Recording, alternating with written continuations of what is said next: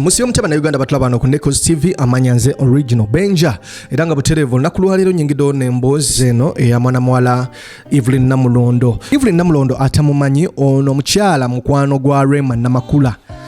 Mfanfe wa Rema namakula cause okuva Rema nga tanajja mu stardom n'okuba nti yate yakuba oluyimbo lwe yakola ne Bebe Cool lwamujjayo oba mulujjukira bulungi oluyimbo lwe yakola ne Bebe kuva dda Evelyn Namulondo mukwano gwa Rema, so their friendship ebaddewo for some good time and right about now kaseera kasembedde kennyini oluvannyuma lw'okuba nti ate Rema Dr. Hamza yamukuba empeta. Evelyn Namulondo yali inspired n'okwanjula kwa Rema n'emikolo gyonna egya Rema engeri gye gyatambulamu.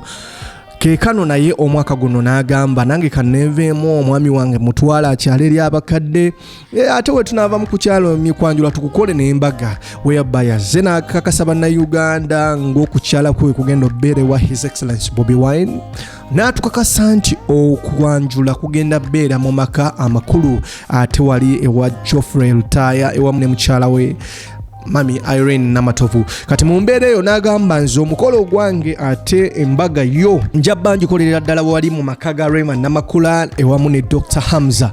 Emikolo gya Evelyn Namulondo gisembedde era nga mu bbanga ttono nnyo oba mu nnaku ntono nnyo emikolo gino tugenda gibatuusaako mwojja bamulaba updates ebigenda mu maaso.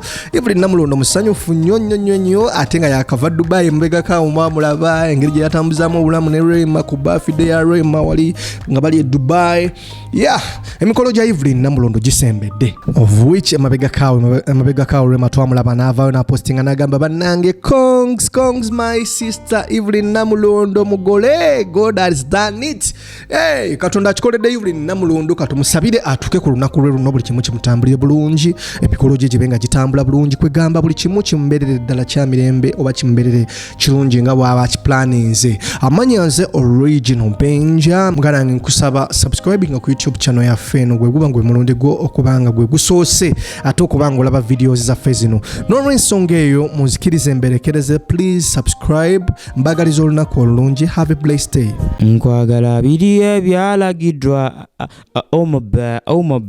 ibi nkwagala biri ebyalagiddwa